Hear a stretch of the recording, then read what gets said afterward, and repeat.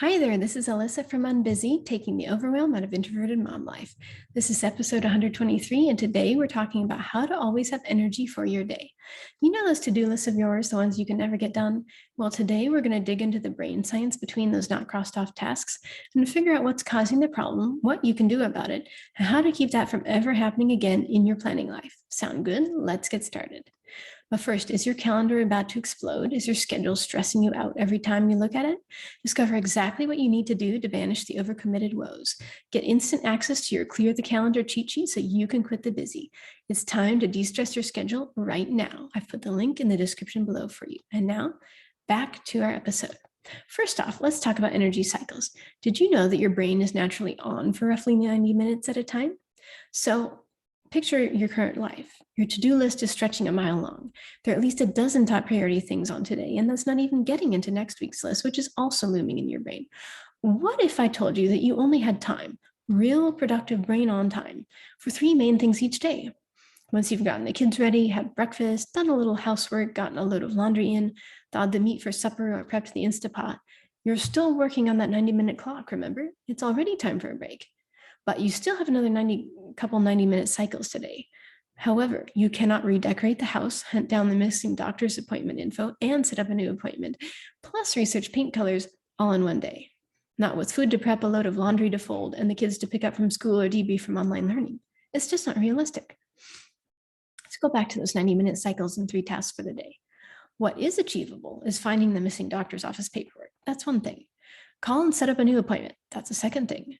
And then browse paint scheme inspiration. Not the whole project. See just one thing. That's your third thing. See how much more realistic that is? How much more likely to get done? I mean, sure, you'd like to see the paint colors chosen and the rest of the house redecorated. It's been on your list for months or years. But you can't actually get it done in a day, not unless the kids are off at grandma's and you have a clean slate. So take a load off and cut down your task list to something manageable. You'll be able to check off everything you put on your list every day, and that's a nice accomplishment. If you cut down your unrealistic expectations, you'll find that everything fits. We've got to stop expecting ourselves to play superwomen, okay? We just can't do everything we think we can, should, or need to. So get real, right-size your to-do list, and everything will fit in your day just fine. So if you're thinking, I'm too busy to take time for myself, I've already checked the to-do list, and I might squeeze in 8 out of 10 things that really need to happen today. If I'm really on the ball, nothing goes wrong. Might. But realistically, I'm going to run out of steam by item 6. And if things go haywire, item 4, which means there's no way at all I can afford to take an hour out for myself. So you say, then here's what I'd tell you. Truth. After a few of those 90-minute work cycles, you actually need a longer break. Your body and brain just naturally say they're tired because you've run out of that decision-making juice. That's when you need a restart, which, by the way, doesn't happen in 20 minutes on your phone. No, that takes a good hour, maybe more, by yourself doing something that's fun for you and lights you up. And that's what it takes. So no, you're not needy. You're honoring your body, giving your brain a break by doing something completely different and coming back with your energy buckets completely refilled, ready to tackle the second shift, okay? You need that refill when you're on duty till 8 p.m. at night. You can't work all day from 7 a.m. It's a scientific fact. Working overtime leads to poorer work quality, fewer results, and more mistakes made. We're just not built to function at our best after more than an 8-hour shift. And how many hours are you pulling, truly, from sunup to sundown and past? So if you're thinking, I'm too needy, I shouldn't need this much time to recharge. Well, the truth, and maybe someone told you they didn't need this much time.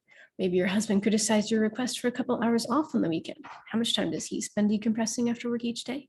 Look, you didn't pick your personality. God wired that into you. So you're not choosing to be a high maintenance mom or pretending to be someone you're not to get more perks. This is you, and this is your reality. You're introverted, you have kids, and you need those brain breaks to spool down and back up to peak functioning. So what do you say? Is your to-do list looking a little more manageable now? Have you promised to only add 3 items to your task list and give yourself a break every 90 minutes? If so, your days are about to get a whole lot better. And you'll look at everything crossed off to-do list each night when you go to bed, which is an awesome pat yourself on the back feeling, as all of us list makers know. How are brain energy cycles going to change your mom life today? Is your calendar about to explode? Is your schedule stressing you out every time you look at it? Discover exactly what you need to do to banish the overcommitted woes. Get instant access to your Clear the Calendar cheat sheet so you can quit the busy, because it's time to de-stress your schedule right now. I've put the link in the description below for you. And that's it. Have a wonderful day.